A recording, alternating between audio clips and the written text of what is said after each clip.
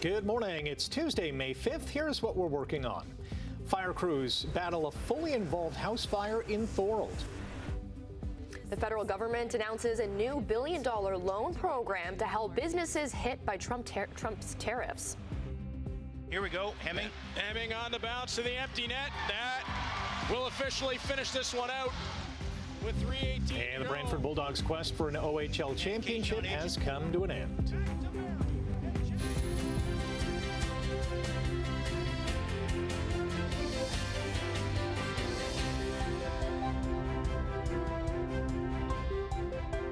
Good Tuesday morning. What an outstanding day we had weather-wise yesterday. I shaved the grass, as I like to say, but it was crazy windy as well yesterday, Brian. Yeah, it really was. We had wind gusts to 70 kilometers an hour yesterday afternoon. I mean, they really came at us from the southwest, but that's all part and parcel of that warm air pushing in, and that really pushed our temperature up. We got to 22 degrees yesterday, so yeah, lovely sunshine, a little windy, but yeah, 22 degrees yesterday. We're sitting at 13 degrees to start the morning. We were 15 last hour. Our temperatures come down a little bit, so we're going to climb today to 18 degrees. Still, that's above seasonal, a little less than yesterday. But today we're looking at mostly cloudy skies. We could get some showers. Now, it's a 40% chance of showers, so it's there. It's not an extreme likelihood, but it's in the forecast for the day today. So a touch cooler today, not quite as windy, thankfully, but still temperatures will be quite nice for the day today at 18. We'll talk about that coming up. All right, quick check on the roads. 403 Waterdown Road, as you can see there, no problems at the moment. We'll go to some MTO traffic cameras. We'll show you that on one side of the Skyway Bridge at Burlington Street, it's doing fine, so nothing there. We'll check the top of the bridge. Oh, look at this, slowing down already. We get the brake lights coming on. We'll go to north of 2, and we'll flip ahead to Fairview. You can see it's just grinding along. We still have lingering construction around Branch Street, so they're calling it highway maintenance, and it's still ongoing, so it's really causing a backlog coming off the Skyway Bridge. That's how it looks at North Shore Boulevard, so be prepared. It's really slow there already. No collisions right now. We'll look at weather and traffic coming up right now. Here's the news. Thank you, Brian. A devastating wake-up call for a family in Thorold where a home has been badly damaged by a late-night fire. Our freelancer tells us the fire took place at around 11:20 last night. When crews arrived to the home at 21 Smith Road, it was fully engulfed in flames driven by the strong wind. We're being told that crews were able to bring the blaze under control in about an hour. There are no reports of injuries as of yet, but we have reached out to local authorities for more information. 2 people were sent to hospital after a vehicle crashed into a building in West Brantford. Police say it happened just after 2 p.m. yesterday in the area of Shellard Lane and Colburn Street West. The male driver was sent to hospital with serious injuries, and a woman inside the building was treated for minor injuries. Police closed the intersection yesterday for the investigation. There's no word yet on what led to the crash or if any charges have been laid. Any witnesses are asked to contact police. An Ontario judge is expected to deliver his ruling today in the case of 2 Burlington women accused of killing a boy they were trying to adopt and confining his brother. Becky Hamber and Brandy Cooney are charged with first-degree murder in the death of a 12-year-old boy. At the time of their arrest, police said the women were the boy's prospective adoptive parents. The case is being heard by a judge alone in Milton. The accused pleaded not guilty, arguing they were doing their best to care for children with high needs and that they lack support from the Children's Aid Society. The federal government has announced a new billion-dollar loan program to help steel, aluminum, and copper businesses hurt by U.S. tariffs. Industry Minister Melanie Joly says the Business Development Bank of Canada will offer 3-year loans for between $2 and $50 million with no or low interest terms. The program is aimed at alleviating pressure businesses face and will offer them short-term liquidity. Hamilton's Sobatech, a company that makes aluminum wall panel systems, says the program isn't going to cut it for their businesses.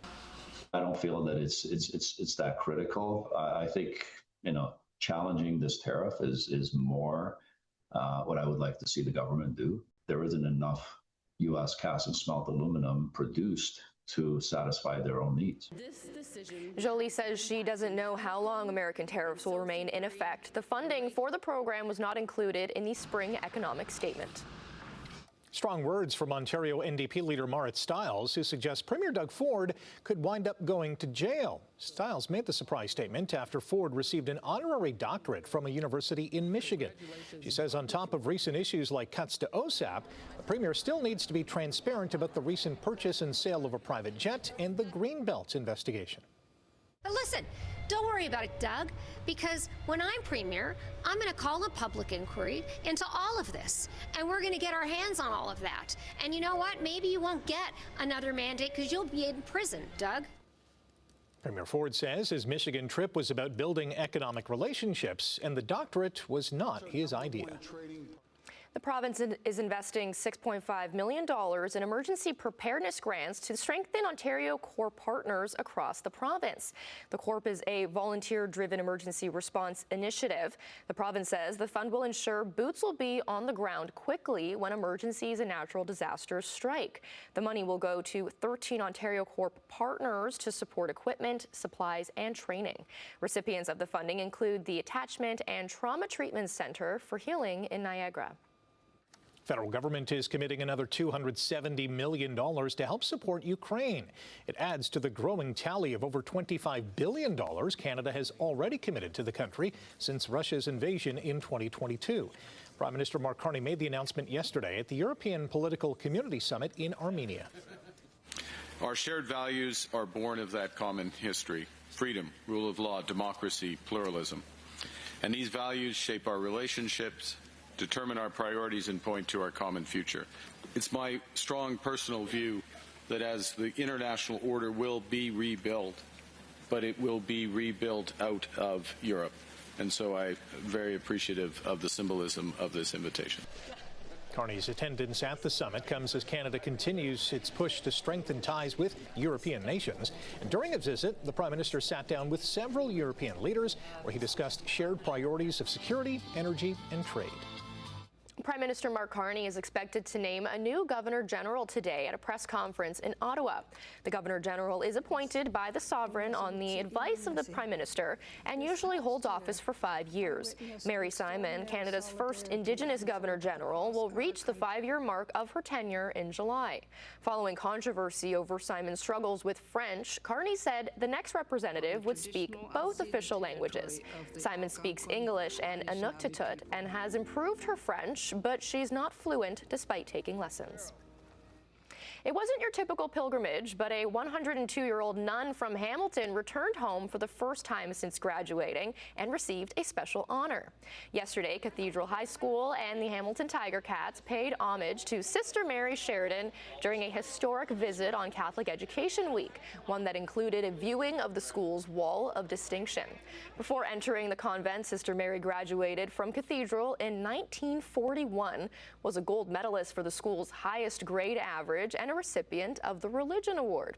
She also received the School Letter Award, one of Cathedral's most prestigious honors. Sheridan reflected back on her being one of the first females to attend classes at the old boys' school back in the 40s. For the first time, allowed girls to come to their school for grade 13. So I was one of the first ones to go. And I loved every minute of it. I had fun. Sister Mary also expressed her passion for football and her favorite team, the Ticats. Club officials welcomed her at Hamilton Stadium following the school visit. Sister Mary then blessed the field and the team. I'm sure the Grey Cup is coming to Hamilton then. The Maple Leafs have officially introduced their front office pillars, hiring John Chayka as general manager and former captain Matt Sundin as senior executive advisor of hockey operations. Yesterday's news conference was uncomfortable at times. In the past, say 3 to 4 days, I have been in contact with about 20 people who work in the National Hockey League, many of whom are prominent names that we would all know. And of the 20 people I spoke to, one was supportive of John's hiring, and the other 19 thought it was a sham, to be perfectly honest. Words were used like con artist, liar, salesman. How did you come to a different conclusion that I was able to come to in a very short time? I must have talked to different people. That's it? Because the hockey world today is astounded by this announcement. Okay. And your response to that? Is we've conducted due diligence, and it was deep due diligence.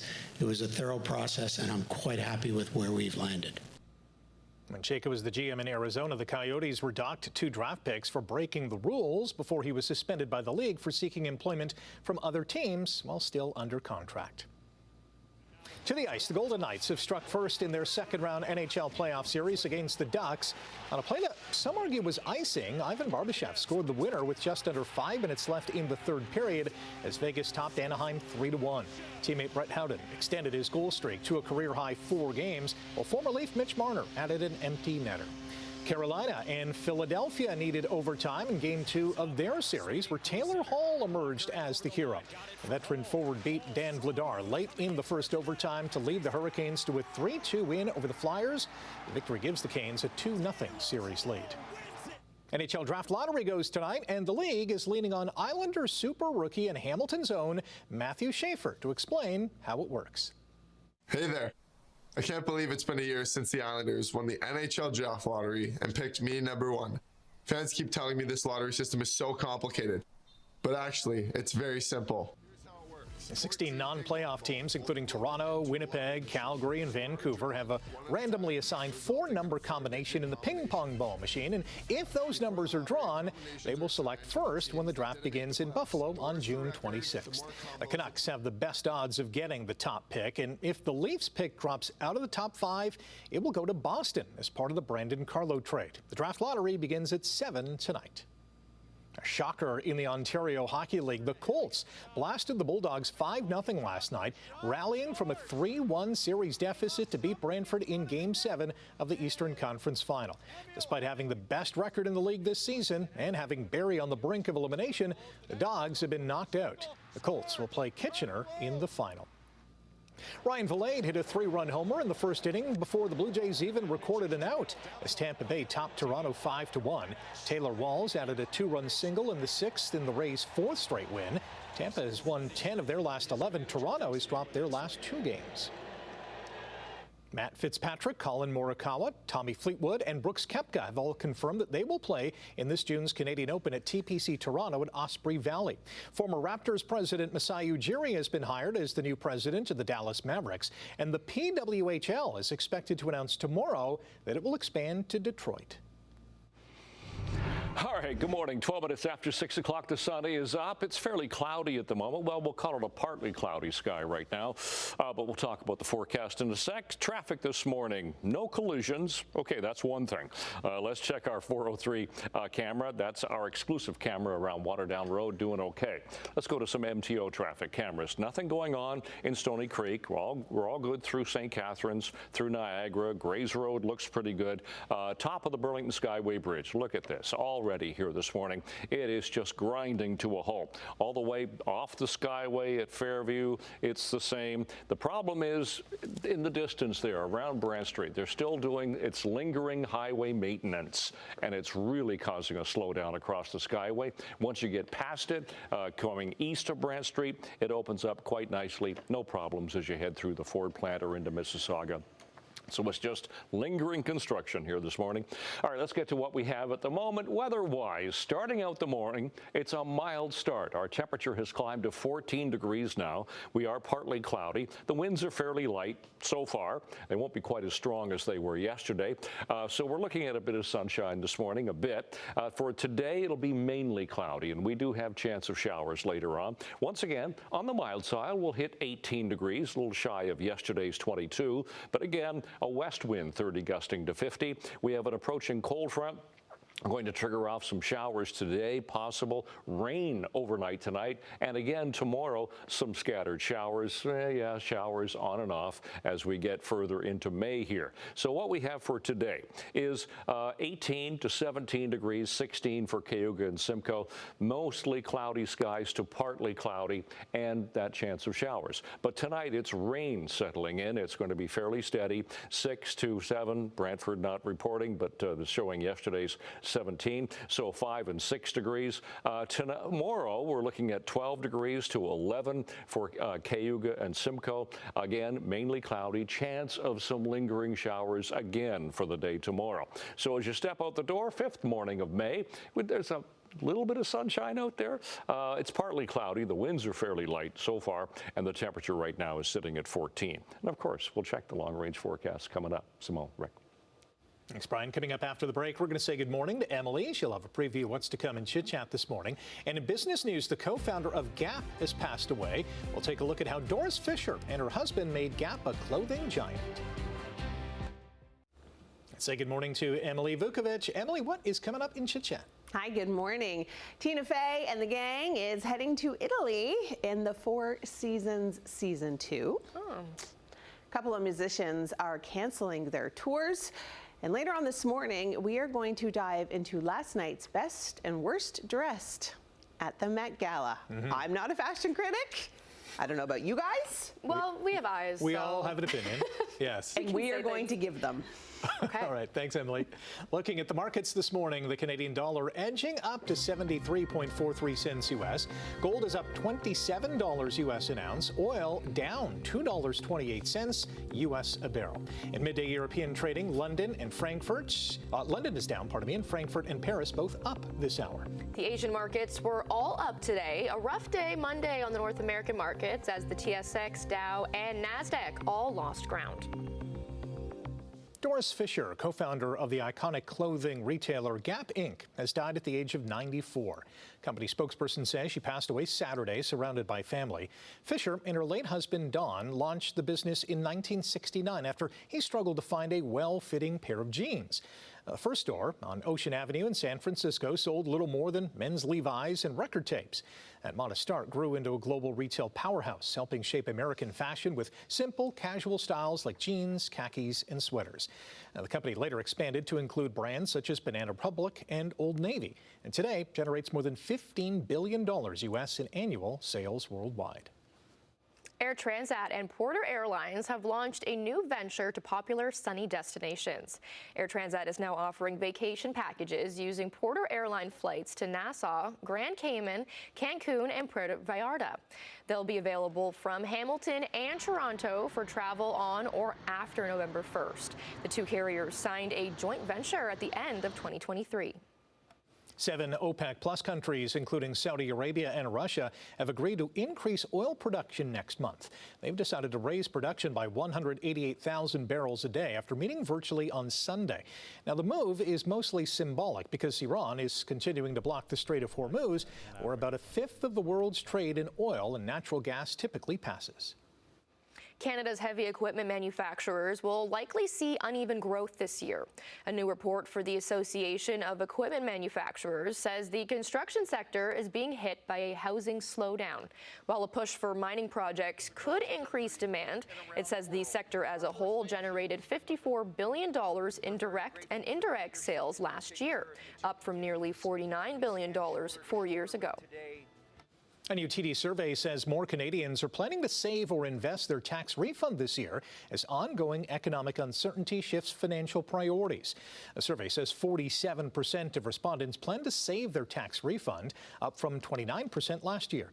More than a third of survey respondents said they'll use their refund to pay down debt, compared with 23% last year.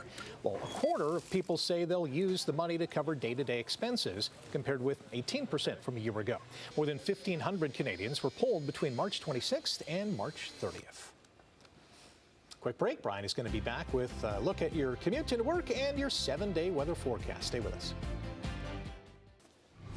Good morning, 6:23 on the 5th morning of May. Bit of sunshine trying to poke through here in St. Catharines. QEW 405, there's no volume whatsoever, no problems, even going through Woodward Avenue toward the Skyway Bridge. But you get to the Skyway and then up over the top down to North Shore Boulevard, it is absolutely jammed here. And that continues to be the way at Fairview, a little further along. It's lingering construction around Brand Street. Once you get past that to Guelph Line, no problems. It opens up quite nicely, stays that way all the way through Sheraton. So just the construction around Brand Street slowing things down this morning. Temperature at the moment, we're on the mild side to start a morning here. 14 degrees for Hamilton, for Grimsby, 16 into Mississauga. But Toronto is in single digits, sitting at 9, and that's because of that wind coming off the lake. It's a south-southwest wind this morning. So sometimes this morning, 6:08 for coming up and 8:25 for going down. Those are our seasonal temperatures. 17, we were above above that yesterday. We'll be above that for the day today. Records as well. So for school today, we should be 17 for the first bell.